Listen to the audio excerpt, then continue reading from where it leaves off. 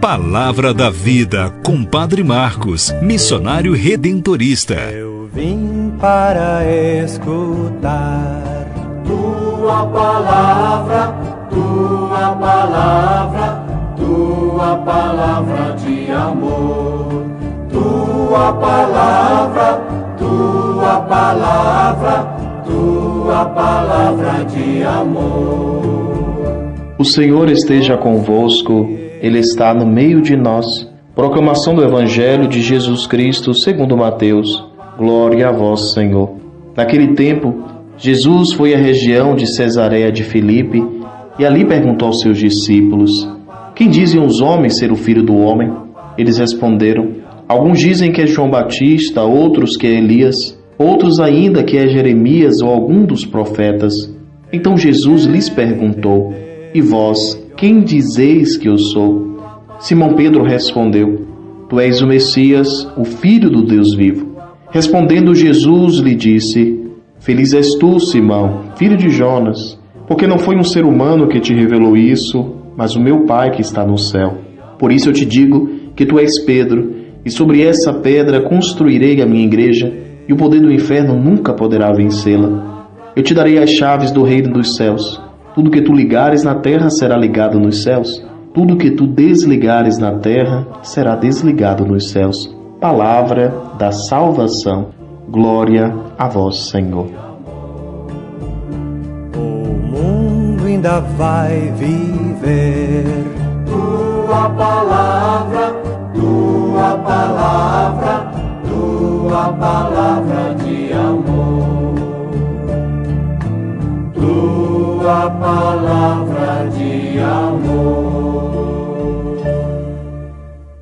Meus irmãos e minhas irmãs, segunda-feira, essa nova semana que o Senhor nos concede, de caminharmos na graça dEle, na presença, na misericórdia, buscando em tudo fazer a vontade dEle.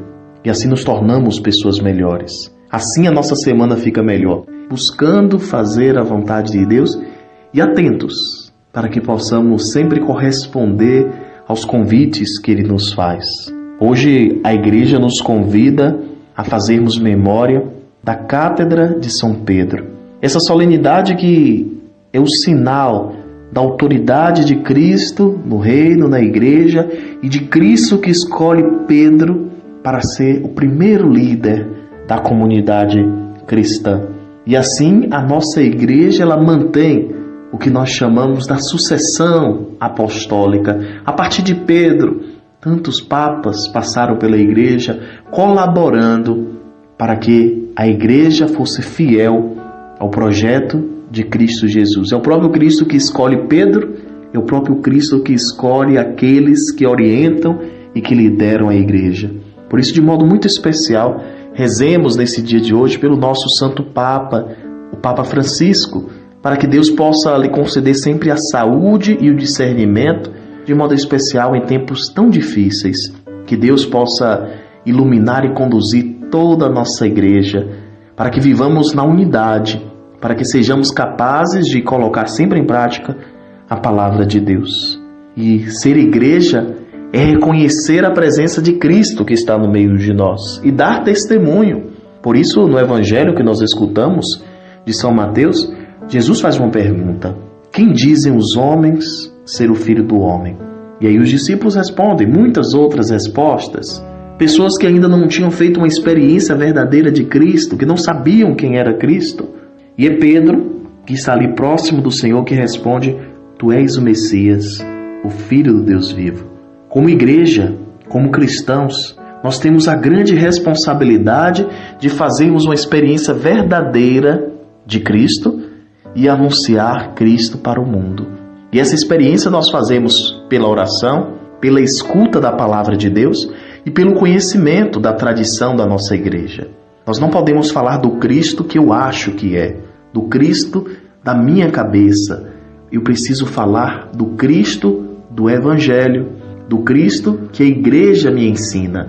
Por isso que Pedro ele foi capaz de dizer: tu és o Messias, o Filho de Deus vivo, fazer assim a sua profissão de fé, porque Pedro experimentava de Cristo. Pedro queria estar sempre próximo de Cristo. E é a esse que Jesus entrega a a condução, a liderança da sua igreja.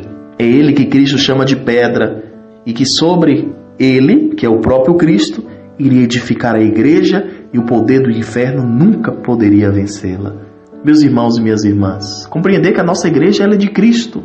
E por mais que muitas vezes passemos por momentos difíceis, por mais que passemos por situações complicadas, por ventos fortes, a igreja é de Cristo. O poder do inferno nunca poderá destruir a nossa igreja.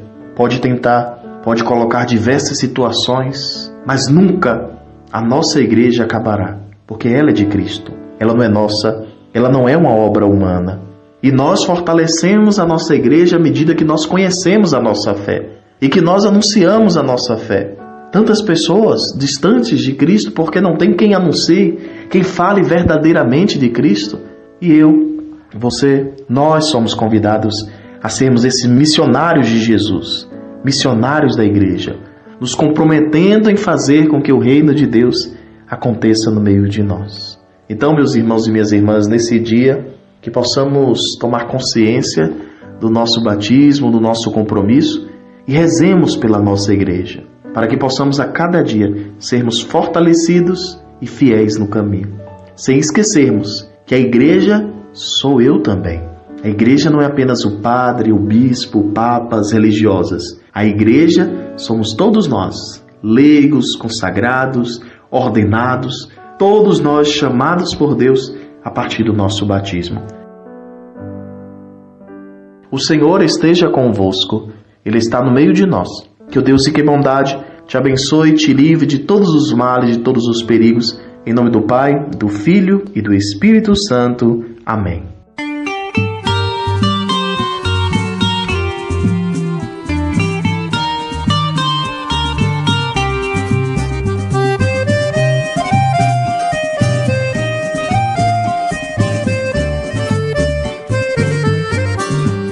Deus chama a gente pra um momento novo, de caminhar junto com seu povo.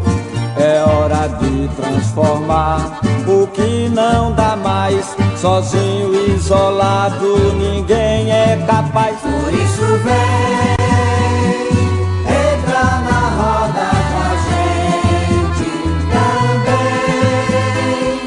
Você é muito importante. Por isso vem, entra na roda com a gente também.